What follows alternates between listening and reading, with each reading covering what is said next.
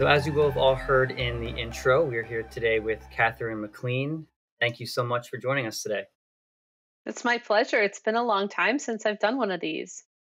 Yeah, we finally made this happen too after a bunch of reschedules on both sides. It seemed like every life event that could possibly happen seemed to center around the days that we wanted to talk. So we're here though. We're here now, and I've been looking forward to it for a while. So you were a researcher at Johns Hopkins University in their psilocybin trials. And before we get to that, because I do want to talk in depth about that, I just wanted to talk a little bit about mushrooms in general and what they mean to you. Mm. It's a big question that has definitely changed over the years. If I look back, my early experiences with mushrooms were what you could call recreational, curiosity driven, kind of just for my own enjoyment and entertainment. And then the trips got harder and harder until they were just almost uniformly bad experiences that I was then happy once they were over and I learned a lot afterward. And it wasn't until my sister passed away that I learned how to actually engage with mushrooms in a more ceremonial or kind of religious way. Um, and since then, it seems that there's an effect that I haven't heard a lot of people talk about, which is that I no longer need to necessarily ingest or take mushrooms for them to have an impact in my life. And I'm still kind of understanding what that means, but it seems like my friend who works with really high doses down in Jamaica, she said it's like I've been fully colonized, but like in a good way. I've been like Hmm. inoculated by the mushroom. And so it's medicine, which I primarily think about as communication and connection, that medicine has already been implanted in my system. And so, if someone gifts me a tiny little bit of a mushroom and I put it on my altar, the impact of that is humongous. And it doesn't make sense to me, but I'm kind of learning what that's all about. And I suspect that form of connection and healing is closer to what some of the indigenous people who are working with mushrooms were doing when they would have a patient ingest the mushroom. And I realize there are biological effects, psychological effects, spiritual effects from the chemicals, from DMT. And still, I think the mushrooms are a bit mysterious. And myself included, I think a lot of people in the Western world really don't understand what they're doing and how they're doing it. Yeah, I happen to agree with you. Is this sort of like a deeper version of like the Alan Watts quote, "When you get the message, hang up the phone"? Well, I had to hang up the phone, and I didn't think I had the message yet, but it was an interesting kind of winter of my life when I had lost so much or was in the process of losing so much. I thought that losing my sister was bad enough, but then it was just one thing after the other after the other. But what remained was the essential nature of my life, which was I'm a mother now. I have two children, one of whom is a baby, and I went to the mushrooms, and the trip itself was just terrible. Like not even a bad trip; it was just pointless. Like I felt like I was just in a maze of confusion, and they kept saying like just be a mom, just be a mom. Like we helped you see part of your life's purpose was bringing these children to life. Now just do the job, do it. And I'm like, well, if that's the whole point of why I'm here, that doesn't sound like what I signed up for, It sounds so ordinary. And it was just interesting that like they actually were the ones who hung up the phone on me. And what transpired after that was truly miraculous. And so I would say that if it were up to me, I would have kept trying to call them, be like, please pick up the phone. Please, there has to be a deeper message. So, and again, it's like the only person I know of who has spoken publicly about something like that is Terrence McKenna. But the way that he framed it was like a really bad trip, or that he kind of lost faith in the mushrooms. And now that I've had that experience myself, I wonder if maybe the mushrooms were trying to show him something and he was just too upset to be let down by them. Like I was upset too, but it opened up a whole other understanding that didn't rely on like actually ingesting the body of the mushroom. And, I'm really grateful for that. So Yeah, I've heard Dennis McKenna talk about um, his brother Terrence's experience that you're referring to, because a lot of people like to judge Terrence and say that, like, while he was talking about psychedelics during the 90s, he wasn't really taking them because that was post his, like, quote unquote nightmare trip. But Dennis said pretty much the same thing that you're saying, is that, it's not that. First of all, he has nothing to prove to anyone, and none of us do. No one has anything to prove. It's not about how many you can take, or how often you take them. It's about the messages you get and what you learn from them. And I think that's a beautiful lesson. yeah. I had a friend actually ask me recently if I would be open to trying like the new heroes dose, which is like, 10 plus grams before I have a book coming out next summer. And he's like, why don't you try the actual high dose? He said these like baby doses up to 5, 6 grams, doesn't reveal what the mushrooms are really about. And I thought to myself, and I said, I don't think I want to. And I think that's good enough. And if there is a real calling, I'm going to be pretty aware of that. And so, um, my new relationship with mushrooms is actually, I kind of am laughing at a past version of myself because I was pretty negative about the microdosing movement. And I still am when it comes down to like trying to make someone a more productive worker or like for some kind of commercial outcome. But a friend of mine gifted me a small amount of mushrooms, and I took what should have been a super sub perceptual amount, like a tiny amount. And I had like an hour long, really beautiful, embodied, joyful, like reconnection throughout my body. And it almost felt like that tiny amount of medicine was reactivating the whole system wide medicine that I was talking about earlier. It's like when it's in you and it kind of recognizes itself. And I thought, oh, this would be lovely if like I needed so much before because I was so stubborn. And now that I'm more open and understand, I only need a pinch. I'm like, that's so much more manageable. Yeah, Who for knows? Maybe sure. there'll be a day that I want to take 12 grams, but it's not right now. It's not when I have, two little kids. And So if 5 or 6 grams is considered a baby dose, I'll stay in my infancy. I know. Because I mean, I rarely go above 4 grams. I mean, my most profound experiences have been with 5, 5.5, and like 7. But for me, my little sweet spot seems to be 4, where I can really just dip myself in, experience that mysticism and the spiritual nature of the mushroom, and still be able to peek my head out of the water, so to speak. I'm not like drowning under there. But Right. man, 10 grams seems like just an insane amount.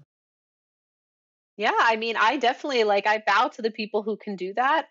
I'm very impressed. I certainly imagine that they have seen something to mushrooms that I have not seen.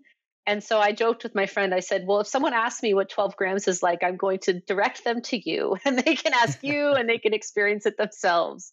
It's beyond my understanding and I'm okay with that." Yeah, yeah. So when you were working at Johns Hopkins, was the dose similar to like 4 or 5 grams of dried mushrooms? What was that dosage like for most people? I mean, it's really tricky. Even then, we were debating this. We're still debating it. I think in the research realm now, I kind of hear things kind of come and go about dosage. So at Hopkins, the medium, high, and high levels were between 20 milligrams and 30 milligrams per 150 pounds of body weight. So if you were a very small person, you might get 17 for your medium dose. If you were a very large person, you could get 40 plus milligrams. And we always said that the 30 milligram dose was about 5 to 6 grams of dried mushrooms. Okay. So if some people were getting 40 plus, that's more in the range of 7 to 10 grams.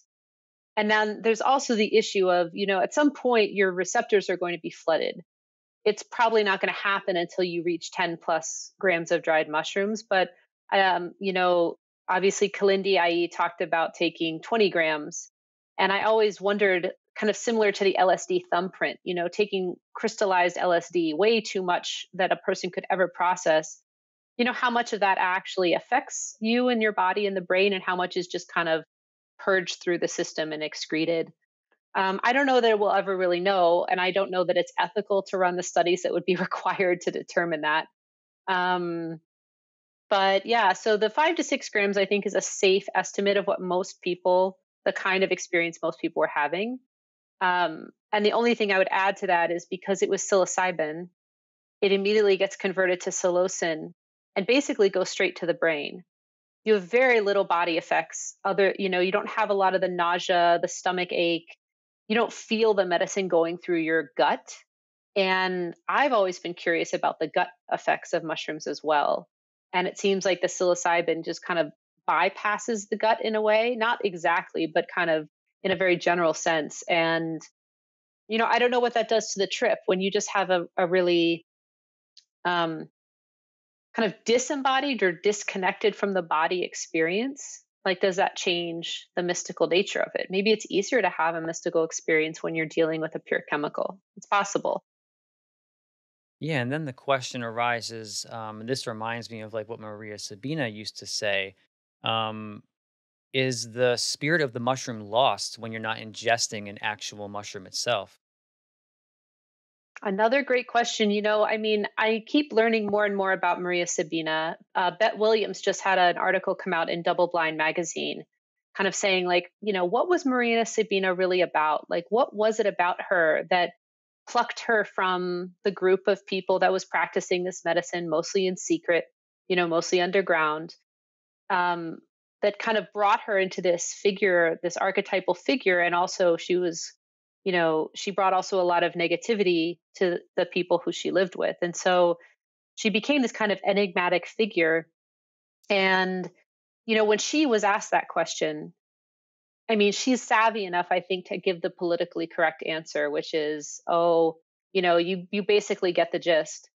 But in other quotes I've seen, she said that once the white people took the mushrooms and took it out of their context, that they would no longer be able to access God, that the mushrooms wouldn't work for the white people who had done that. I mean, that's also a big statement, right? And what does that mean? That, like, the godness, the divineness would be taken out of the mushroom. Um, I think about that actually right now as we're kind of looking at all these companies trying to commodify psilocybin. And what is the reciprocal connection there? Does psilocybin have agency? Does it have intelligence? Does the chemical itself do something when it's stripped away from the mushroom? And if that something is helpful to humans, does it keep doing it no matter how we treat it? And, for a lot of scientists and business people, these questions are silly. They're irrelevant. It's like, here's a chemical, we get to place a value on it. It does what we see that it does when we test it. But to a lot of indigenous people who've taken, I think, enough mushrooms in ceremony, these questions are totally primary and they're necessary to ask because, just like with me, I mean, the mushrooms, quote, stopped working for me. What was that about? But they didn't stop working. They were trying to point me in a different direction away from a career that focused on the commercialization of psychedelics. So maybe they were trying to point that out, like, hey, you can go down that path, but we're not going to work for you anymore. We're not going to show you all these amazing things that we've been showing you. So, what about the medical model and the medical path where the mushroom's telling you to sort of stray away from?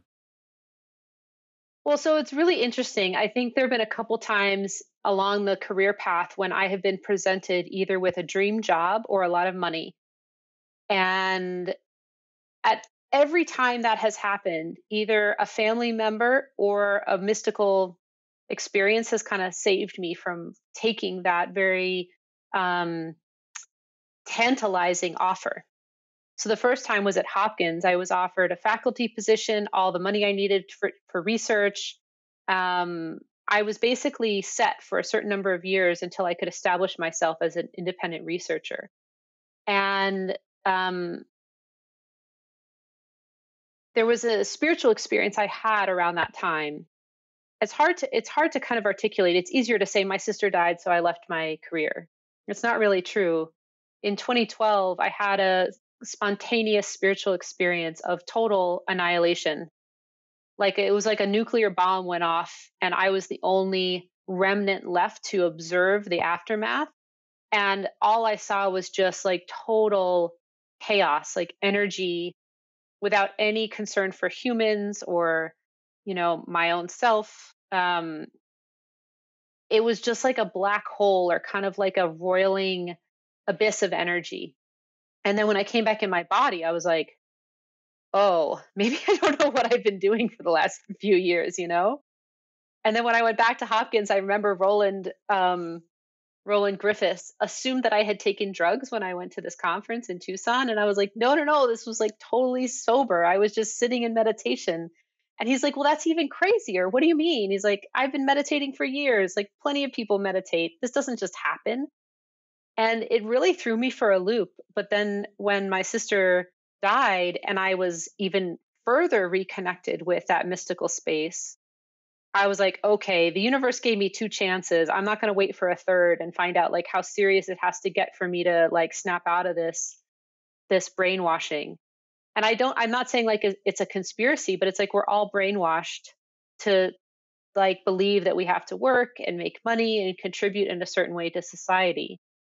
And without taking away the value of that for a lot of people, I realized for me, it was really not what I was here to do. Whatever my destiny is, it was not that. So that was the first time. The second time was I had done all the training to become a MAPS MDMA therapist. I had a job lined up. I had negotiated like the highest salary level, which was still not that high. It's still a nonprofit, but there was like a range of amount per hour. And I was like surprised even myself. I'm like, wow, I'm like asking for more money. I'm not even a licensed clinician. So in a way, I was able to advocate for my dream job. And then a series of events happened, both in the world and in my life. And I lost that job. Um, technically I resigned, but it's like all of the forces that were standing in the way made it clear to me, like, this is not for you. Um, and so that's like shortly after that is when the mushrooms also stopped working. So it's like everything came to a grinding halt. My career, loved ones, what I thought was my mystical doorway. And so, do I think that having a career in medicine or science is incompatible with a mystical life? Some people manage to do it. I think Mary Casamano at Hopkins managed to do it. I think Bill Richards managed to do it. There are probably quite a few other clinicians who are kind of in that spiritual framework. But it wasn't possible for me. And I'm still kind of learning what it is that my life wants to do instead. Like, what is the path that's opening up? Because it's very clear which one has closed. Yeah, I find that to be a difficult thing for most people, including myself and some of the people that are close to me, who've had pretty um, big psychedelic experiences. And it's not that we work in the medical model or the medical field, but even just working and being a part of a capitalistic society that is based 100% off of materialism and what you have and how much money you make. The mushroom seems to work directly against that sort of mentality. So I see what you mean by uh, the medical model kind of adhering to that. And that, like you were saying, you have all these companies, Compass, and all these businesses trying to patent distribution methods and things like that. And doesn't seem like the mushroom would be for that, if you ask me. I know, I'm kind of curious myself. It's like part of me, and I think Bet Williams also jokes about this. It's like she says that the mushrooms asked her to create a signpost that stood in as an alternative to like the kind of mainstream story that was being told about mushrooms. So she wrote her book, The Wild Kindness. Now she's got a TV deal, and she's like, man, maybe this is what the mushrooms want. They just want their own show. They just want to be on Netflix.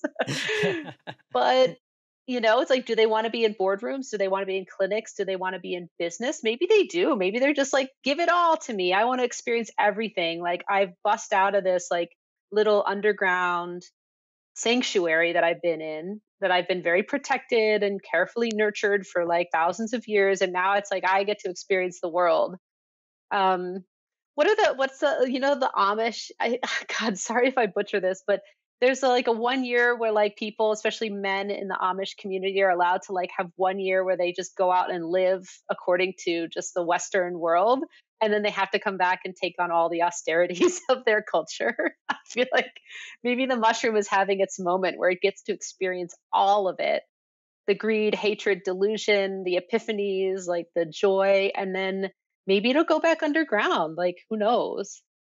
Yeah, and maybe, through that experience, the mushroom is finding like different veins of society that it wants to run through via like some people because everyone's path is different. So maybe, the mushroom might tell one person to, get out of the corporate world, and it might tell someone else, like, this corporate path is, it's your duty to take me down this path and to show me to the world in this way.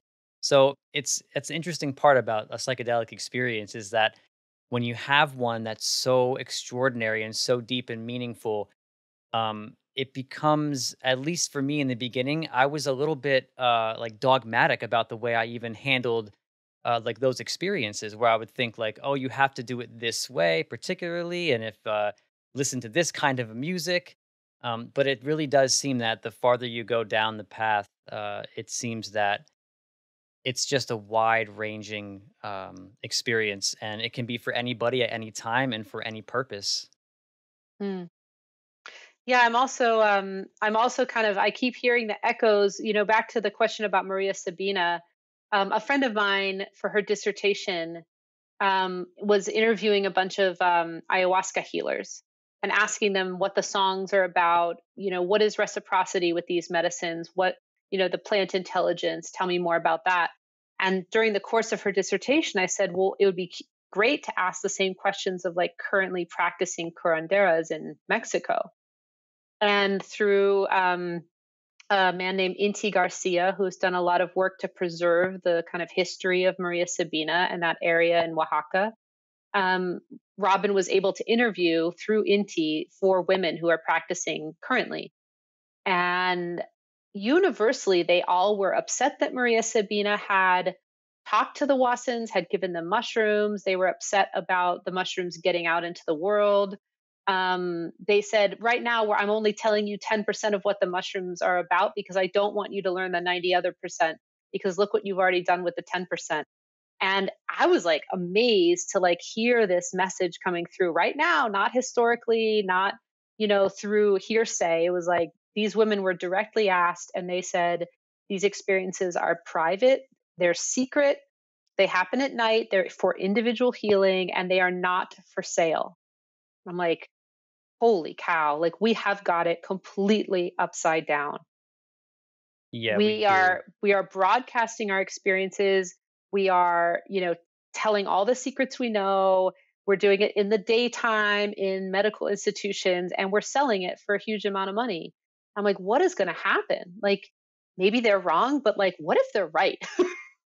They have This more is like, experience than we do with it, so I would think they might be right. yeah. And so, I mean, another friend who's worked a lot with mushrooms said, um, well, I assume he's worked a lot with mushrooms. The knowledge and wisdom that he shares seems to be from direct experience. But um, he said, like it's like in the story of Aladdin.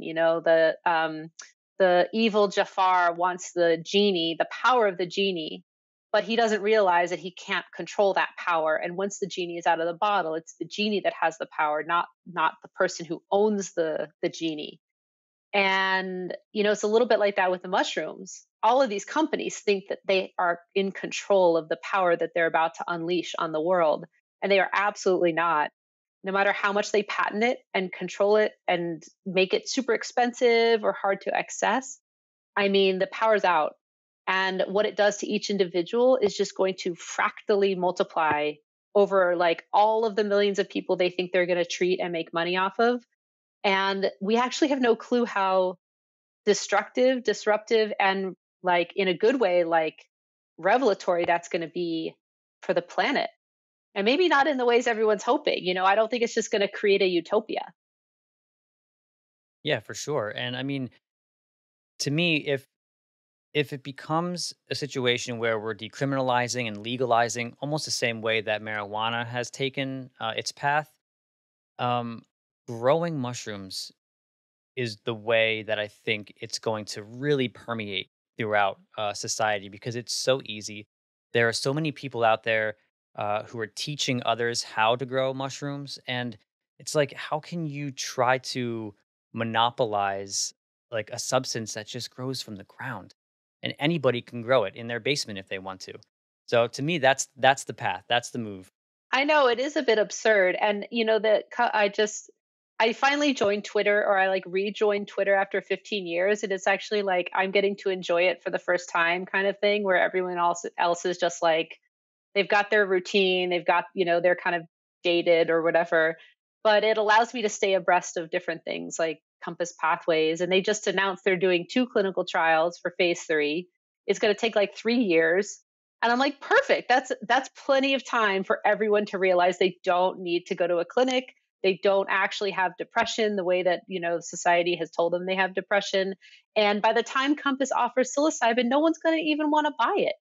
Like that's the spell I'm casting starting today is like by the time Compass, offers their patented whatever they're calling it, which is just psilocybin, no one's going to need to buy it. And it's like going to be a fraction of the people that they thought might need it because in 3 years, I think we'll have new laws. I think people will just learn for themselves that you can't buy a relationship with that medicine. You just can't. Like you can buy access to an experience, but you don't have a relationship with that medicine if there's always a gatekeeper standing there saying you only get to have this in this clinic. Yeah, we'll soon realize we don't need a gatekeeper because we are the gatekeeper. But going back to something that the mushroom probably would not approve of, no matter what way you look at it, is some of the abuse that's going on within the clinical model. Can you talk a little bit about that? Sure. I mean, it's another really hard question. It's not when I started off at Hopkins, I don't remember a single person saying you have to be wary and make sure that you don't accidentally wield your power as a therapist or as a guide in harmful ways. I learned all the positive things you can do to help someone. So, like, here's how you ask for consent, ahead of the session. You talk about how you're going to hold someone's hand and you practice it. You tell them, I might touch you on the shoulder, but I'm not going to touch you anywhere else on your body. If you ask to hug one of your guides for support, like, we may do that, but like we want to be super sure that that's what you need in that moment. And it rarely happened. Usually just a hand holding and a touch on the shoulder was all that we did. Um, I learned about how to mostly just passively allow the medicine to work through a person rather than saying a certain thing or doing a certain thing or trying to guide the experience in a different way. Um, Looking back, I realized I learned, like 90% of what I needed to know. And the 10% is what happens when, due to one's own traumas, projection, transference, um, one's own unmet needs, things come into the session that result in harm. And I'm not even talking about the extra like half or 1%, which is like truly sociopathic behavior. It's like thank God, someone like me didn't need to learn how to not be a sociopath, but some people do. And so I can't speak to that. I don't, I'm not lacking in natural empathy. Like, luckily, I like was born with a lot of the um, kind of understanding of like when someone is hurting, it hurts me. Most of us are. Some people aren't, and I think it's a different category. Um, so it didn't occur to me that terrible transgressions happened. So, kind of moving forward a little bit, in 2018 was the first time. It was a little bit before that I had heard someone's personal story for the first time. But then in 2018 was the first time that someone reached out to me and said, hey, this story is going to become a public thing in a few days.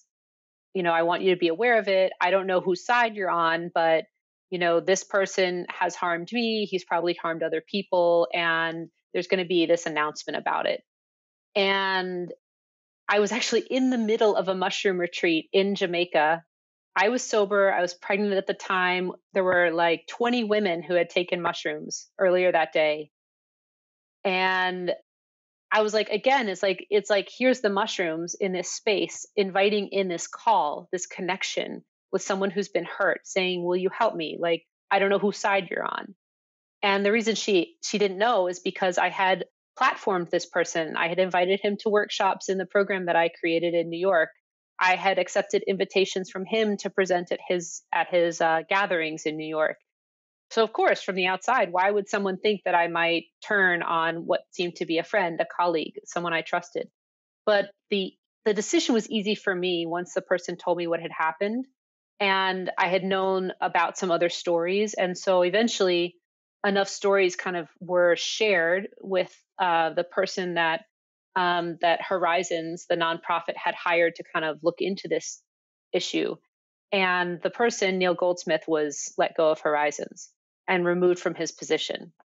And a lot of things happened after that, but I think just that action was unique. I don't know of a single other time that an organization has removed someone publicly because of sexual misconduct in the psychedelic space.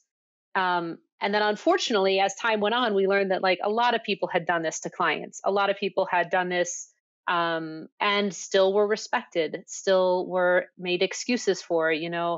The more recent examples with Will Hall's article about his experiences with Francoise Borzat and Aharon Grossbard.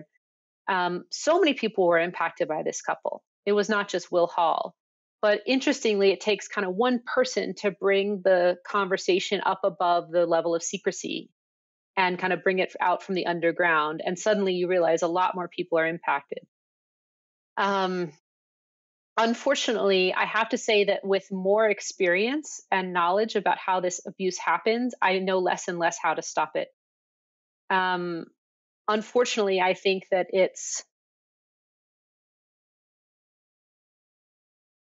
and I don't say this to excuse the behavior. I think it's part of human nature, and I don't think it's a healthy part of human nature. I think it's a part of human nature, just like many of our other parts, that is maladaptive. It's a sickness. It's harmful, but it's kind of rooted in a lot of the things that spiritual traditions have noticed. Like humans do this. Why do we do this? Why do we have jealousy? Why do we have greed? Why do we have hatred? Why do we harm others? Why do we harm animals? Um, and sexual abuse kind of combines a lot of different forms of harm, including, I think it was Laura May Northrop said it's a form of spiritual abuse, just like in the Catholic Church or in meditation communities. So it's such a complex issue. And yet, over and over again, what I've seen is that victims, survivors don't speak up. They're terrified to speak up. Most people don't believe survivors initially. They have to kind of come to see for themselves that the truth is what is being told. And the changes that have to be made are very slow. And you almost have to kind of force organizations to get to the right step. And looking back, it's like what Kevin Baltic did with Horizons was actually quite amazing. Um, I didn't think it was enough. Like I wanted to see more. I wanted to see compensation for the survivors. I wanted to see a public statement of apology from Neil. But that wasn't really their business. What they did was they removed him from the organization. They set up a code of conduct. And I think to this day, you can contact Horizons if anything happens within the New York community. And now I guess they've extended to the West Coast, so potentially with their extended community.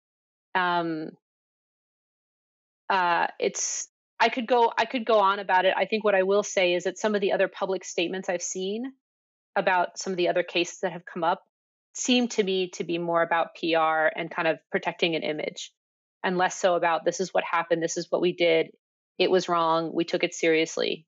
And it baffles me why that is so hard to do.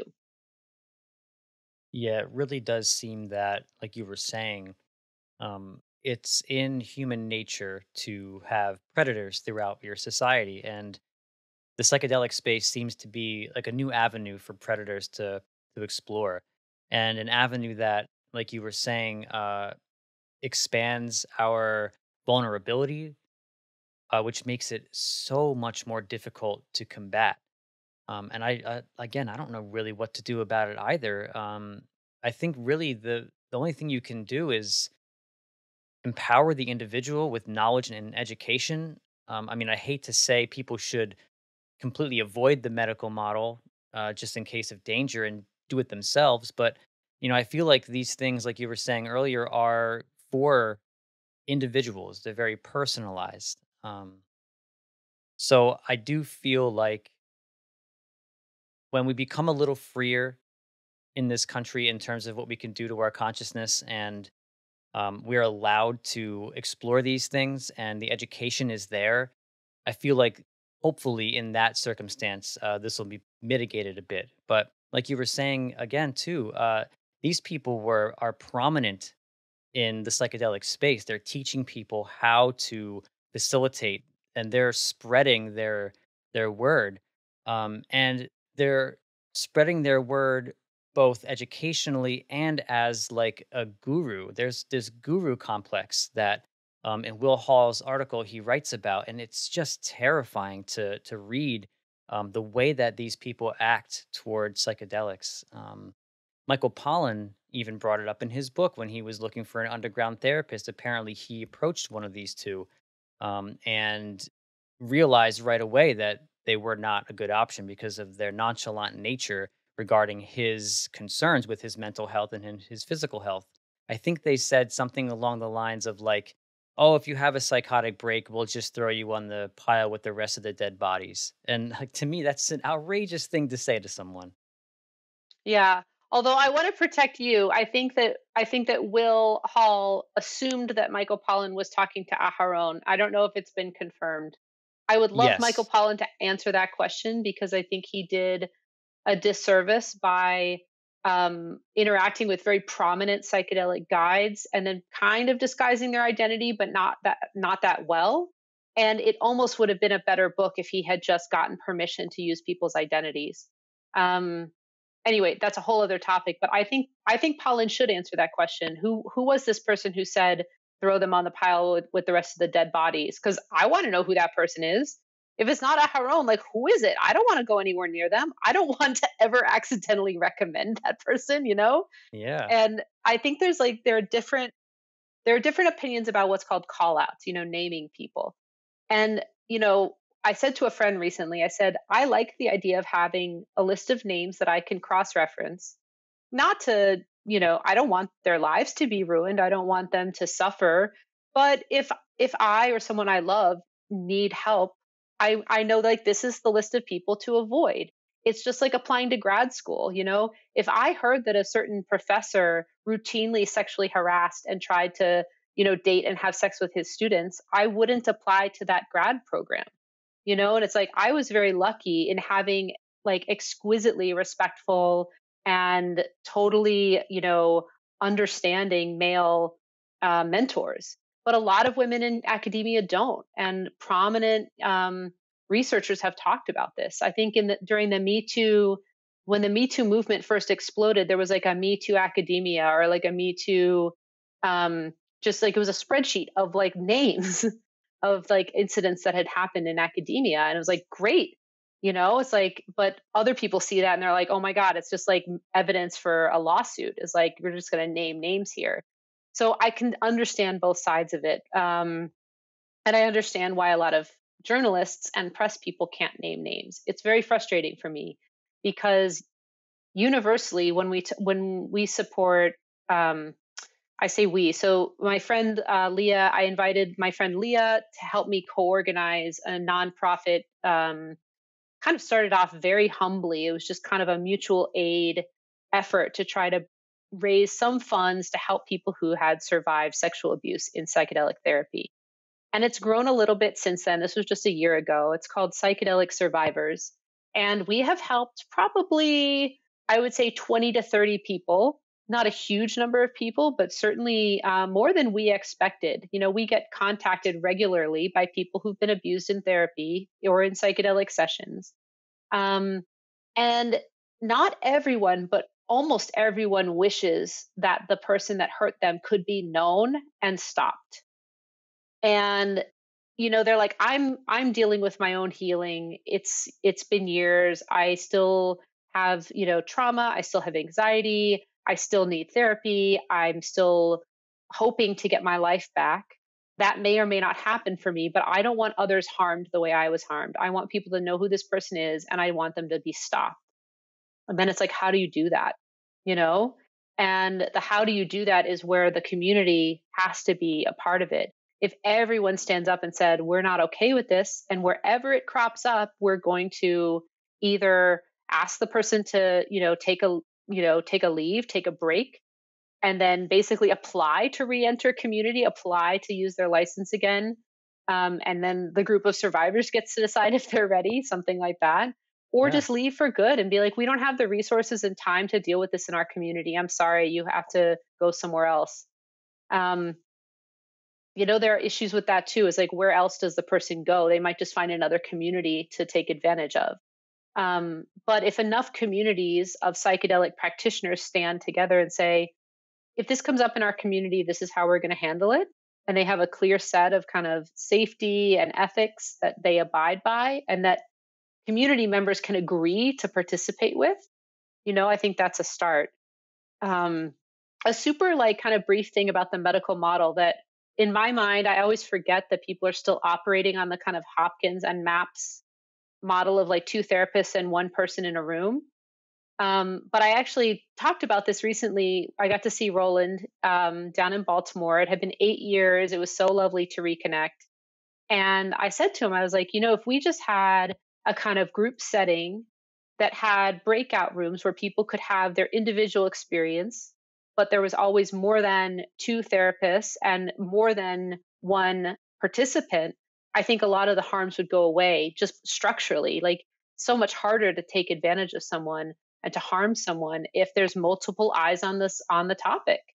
And I'm not talking about everything being videotaped because as we've seen, that doesn't prevent harm. Richard Jensen was videotaped with the MAP study participant. And Roland said, "Oh yeah, some people are starting to do that model where you have like a kind of shared communal space and then rooms where people can have their individual experience." And he said they're working with two therapists. And I said, "Well, great, add a third person who ideally doesn't know the other two, and make sure the two people who are the head guides aren't related. Make sure they're not married, make sure they're not family members." It's not rocket science. I think we could implement the structures that would keep people safe, knowing that we may not be able to fix human nature. And I think we can implement the community structures that are necessary for accountability. Um, but it's going to be complicated, and you have to deal with the legal system, which is inherently imperfect. And you're going to have to deal with licensing boards that routinely dismiss and deny survivors when they come forward. So I think the answer is like, drop the medical model, or at least add the structure in that would protect people. The worst thing I could imagine is being one person on a high dose of psilocybin in a room with two authority figures. Like, looking back on it, I was like, why did it not occur to me when I was at Hopkins that this is potentially dangerous? It's because I knew I wasn't going to harm someone, but like, that doesn't mean anything to the people around me. Only I can know that. And so the best thing is just to have, more people, I think. Yeah, I like that idea. So most people that come to you and have came to you, if you can answer this or not, have they been um, victims from the medical model, or has it mostly come from the underground? It's been both. Um, I'm trying to kind of quickly scan my memory. What is the most concerning is that almost every abuser has had a license of some sort. They've had a medical license or a mental health provider license, social work, various. So they were already allegedly trained and answering to an ethics system, like a system of oversight, which was not sufficient to prevent the harm. Now, obviously, psychedelic therapy is not legal. So most of them were practicing in the underground, but their license that they held was in above ground, totally, legitimate, according to mainstream medical model systems. And so it's like I hesitate to say, like, well, would these harms continue if we legalized psychedelic medicine and had boards that specifically oversaw licensed psychedelic practitioners? I think the harms will continue. Maybe not to the degree that we're seeing now, but I think they will continue for a period of time until we can get really serious about everyone on the licensing board, everyone who's running a clinic. It's like this has to be taken seriously, even if it's someone you like, even if it's a friend, even if it's someone that you worked with for 10 years. If someone comes to you and says, this happened in a session, or I'm seeing this person for therapy, and then they invited me to an underground, group experience, or they invited me out and we partied together and I was assaulted or I was raped. Like, everyone needs to be educated to take that seriously. The gut response cannot be, is this person telling the truth? It cannot be, oh, well, maybe they misunderstood their relationship, or, well, sometimes sex can be consensual between, a therapist and a client. It's like the education level has to be brought up to speed. It's like sex with a client is never okay.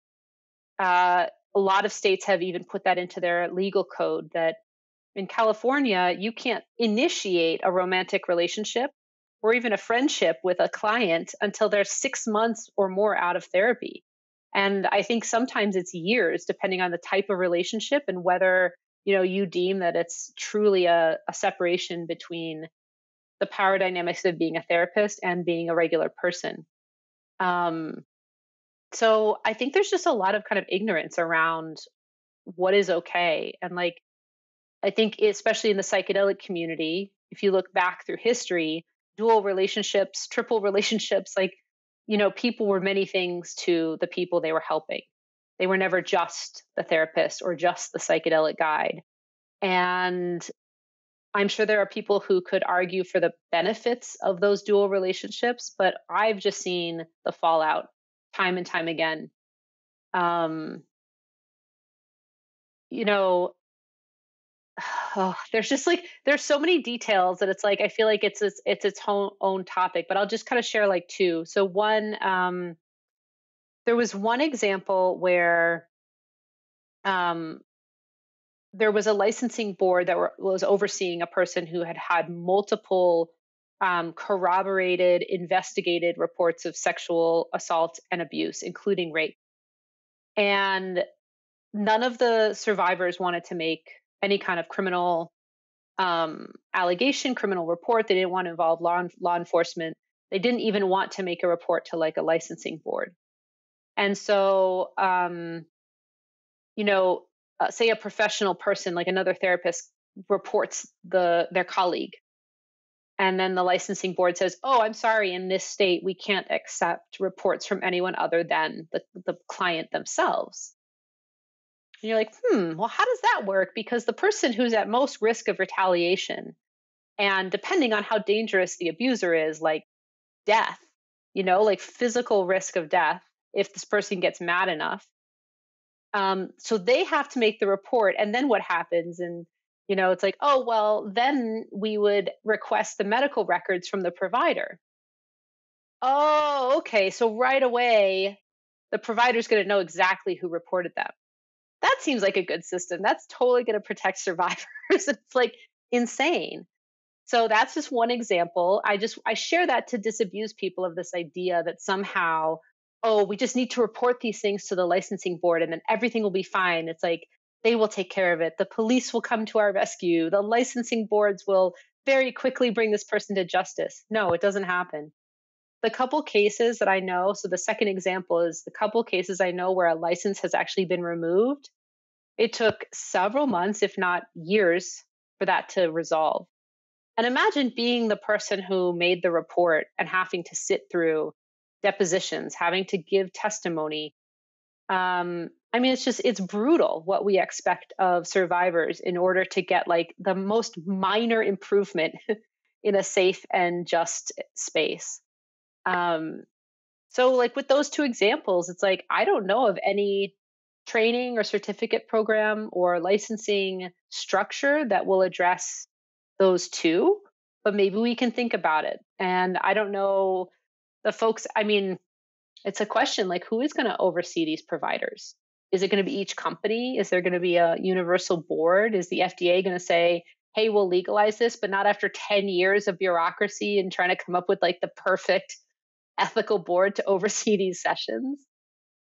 Yeah, I mean, all these organizations that you just mentioned have zero to do with shamanism, and I think that that's the answer. We have to take wisdom from the shamanic cultures and how to go about using these things in a responsible way, because it seems that the Western mind just is having a hard time. We're sort of clashing with the vulnerability aspects that psychedelics give us. So, in my opinion, and I've always thought this, that we need to look to the shamanic models for our basis of education and knowledge around these substances. Yeah. I mean, yes, it is tricky. Clearly we know that the shamanic model isn't perfect. Um, I used to conclude that if people had an experience in a group with a female provider or practitioner, they were the safest. And then the Francoise story came out. I said, okay, forget that recommendation. That doesn't work. What I found is that every time you try to say, like, oh, women are safe or shamans are safe or um, being alone is safe, it's like there's really no promise of total safety. And yet, I think we can continue to point a finger at it is mostly men in power who are getting in the way of safety being implemented in the psychedelic space. Yes, women contribute. Yes, it happens in shamanic circles too. But there are very powerful people right now who seem to be getting so much else done in the psychedelic space with money and influence. If David Bronner spoke up about sexual abuse, if he publicly stated, I stand against this, I stand with survivors. If Rick Doblin at any point unequivocally said, I stand with survivors, I feel terrible that anyone incurred harm as a result of being in a MAPS trial, instead of excusing, deflecting, blaming the participant for having a mental health diagnosis, like it's absurd and it's disgusting. And I I don't know how many more times someone can speak publicly about how terribly these organizations are dealing with these issues before they'll like get it. But thankfully, it's like I was thinking about it. Like for me, I trained at Hopkins. I believe that everyone I worked with was really ethical and kind. And what would I do if like some a study participant years later said, this is what happened in a session room? What would it look like as a team to come together and be like, we need to take this seriously. We need to make a public statement. Like, we need to understand how this happened. Um, so I don't know. I can say this. I have a little bit of sympathy for MAPS, but not a lot. And, I think they could be doing a lot better. Um, and it's not just sexual abuse. I think, like we've seen with some of these reports, someone could be in a terrible state of mind after their MDMA session. They might be experiencing suicidality. They might be experiencing aspects of psychosis.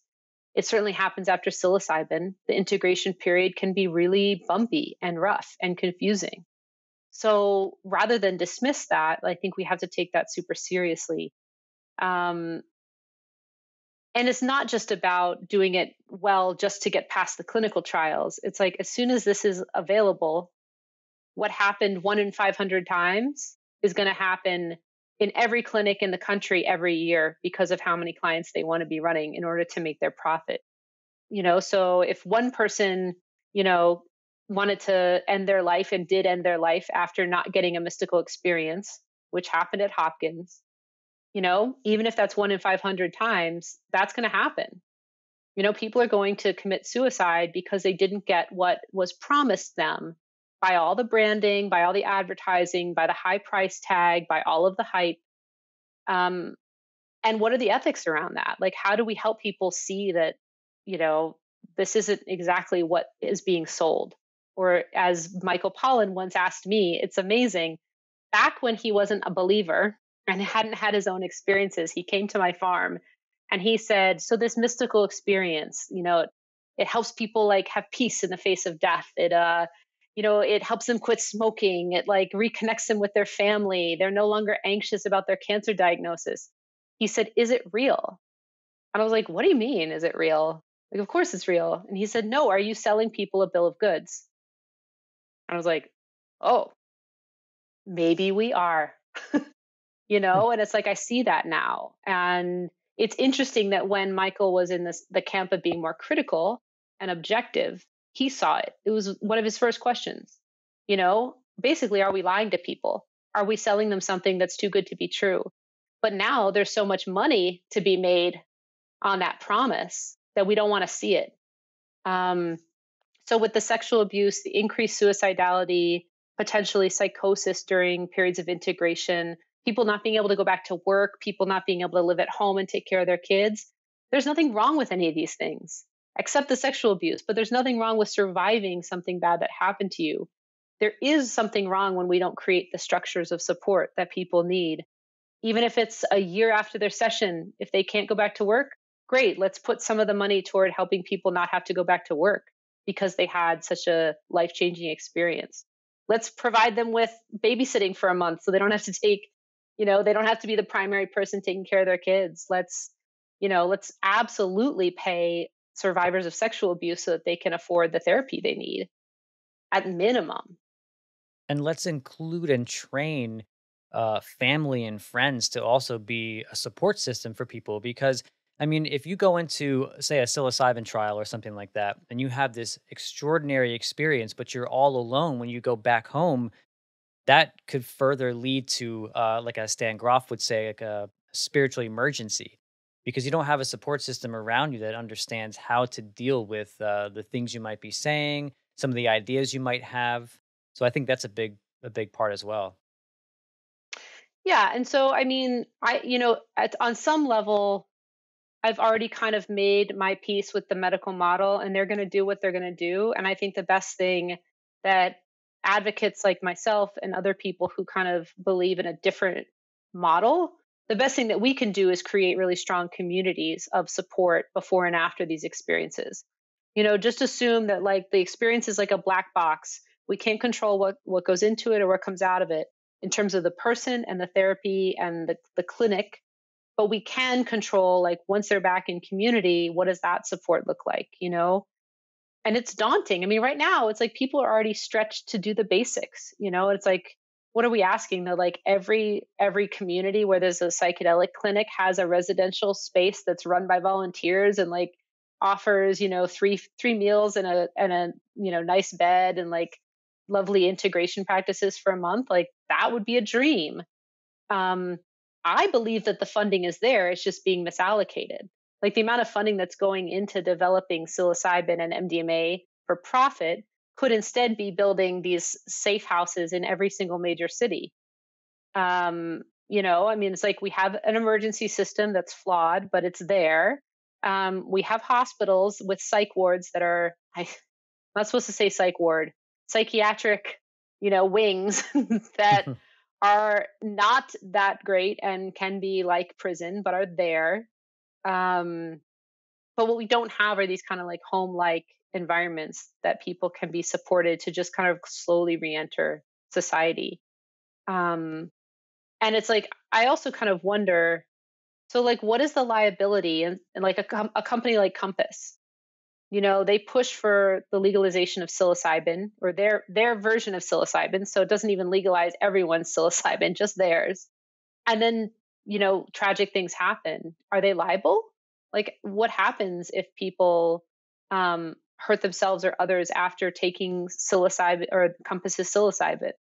Um, I want to understand better, like the protections that individuals have. And then if those protections aren't in place, we can totally say to people, like, I know this sounds like a life saving opportunity, but here are the things that can happen. Here are the risks. And you have to know that going into it. And if you're not okay with those risks, like, here's an alternative. Like, it may not be the best medical, synthetic, pure chemical you could ever have, but here are the benefits to the community model. And here are the risks. So just, it's like informed consent. You just make sure people know what they're getting into. And I think luckily, by the time we have a legal option, I think people will be much more educated. I don't know what it takes to reach the masses, but certainly like the more people keep speaking up about it, bringing it to local, politicians, state level legislators, people will get with the program, I think. Yeah, it does seem to be happening slowly. We talked a lot today about, the negative aspects of certain models, the clinical model, the abuse aspect of the psychedelic space. But as we start to wrap up here, what do you see as the positives moving into the future, and what type of model would you like to see personally? So I think some of the things that get me really excited are, first of all, I mean, meeting a lot of the clinicians who are only now just learning about psychedelics and come from just a really rich history of helping people, trying to treat trauma, trying to treat some of these conditions like depression and anxiety, and are bringing all of that experience to a new area, kind of with humility and wanting to learn. um, what's positive about that is that they don't have a lot of the preconceived biases that are in the psychedelic movement already. And so I think there's a real potential there for a lot of really skilled people to learn this new skill set and direct it toward their communities. So that feels very positive to me. I've heard a lot. So, like, my personal bias is toward people who are approaching end of life, um, not only because of what I saw in the Hopkins trials with the cancer patients, which I saw only indirectly because I wasn't a guide or a researcher on that trial, but because of what I've seen in my own family with my dad facing cancer. My sister's death was very rapid, and I always wondered if she would have had a happier time if she could have come home and had an MDMA experience and got to be around her daughter and her husband, a few extra days, that kind of thing. So that's certainly my personal bias. I feel very uplifted by the efforts around right to try, which means that if someone has a terminal diagnosis, um, there is a compassionate use. Um, Theoretically, there's a compassionate use option to try any drug that's currently being studied in phase 3 clinical trials. And so usually that's like a life-saving cancer drug or a life-saving other kind of condition drug. But there are a lot of lawyers and smart people kind of looking at whether that could apply to psilocybin or MDMA. Um, it won't cure your cancer, it won't save your life, but it could save the quality of life that you have, even if you only have a month left. Um, Now, where I would take that one step further, what I would love to see is access for family and caregivers as well to have experiences with the dying person. Because, and this is my own belief, I may be wrong. It seems to me like the person who dies, their existence in the form that it continues into a space of greater freedom and joy. And the people who are left remaining in this embodied form hold the suffering, hold the pain, hold the grief. So, in a way, curing the dying person of all of their suffering only does a little bit.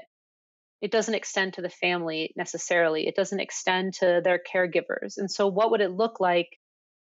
My favorite model is a model that considers the whole community around a person, and maybe a decision is made like this person and their immediate family and caregivers have access to what is basically life-saving treatment. It won't it won't necessarily cure anyone, but it's going to save a lot of people's quality of life before, during, and after death. And speaking from my own experience, I was certainly suicidal at different points after my sister died. um, and I had access to whatever psychedelic I wanted to have. Like, I already had the cultural training around that. And could it have been different if I had a bigger community around me of support? Everyone who'd had a spiritual experience together before she died and could say, hey, remember that? That was real. That really happened. Like, don't forget that. Your life is worth living for all of those reasons, as well as reasons you might even are yet to discover. Um, so yeah, that's my favorite model, is definitely home-based, community-based, family, caregiver oriented. And if if our medical model needs to prescribe a medicine to a sick person in order for it to be legal, so be it. But my understanding of these medicines is it's not primarily for people who are sick. I think it's I think it's for healthy people. I think it's for anyone who themselves have the intention to engage with the medicine. And sickness is just, it happens to be our model of like when someone needs to engage with medicine. Oh, you're sick, so that means that you need to understand what's available to you. It's like, well, plenty of healthy people could start this relationship too and benefit a lot. Um, yeah, I think the bottom line is at this time, I don't think I would recommend that a loved one attend any of the clinical opportunities that I've heard of, which is a sad thing to say. And maybe I haven't heard of some great ones, but um, I want to be more positive about that. Maybe there is hope for the future, but not yet. Yeah, I'm right there with you. And I really appreciate your time, and I really appreciate what you do and everything that you stand for. I think that you are a voice that should be louder and should be more prominent. A lot more people should be thinking like you are about these things. And I think you bring to light a lot of issues, as well as a lot of the beauty that surrounds psychedelics. So thank you for that. Thank you so much. It was a really great opportunity to speak to a kindred spirit. Do share where people can find you. Sure. My website is www.catherinemaclean.org. And the website that I maintain along with Leah Freedwoman in support of survivors of abuse in psychedelic spaces is called psychedelic-survivors.com. If you just Google psychedelic survivors, it'll be one of the first things that come up.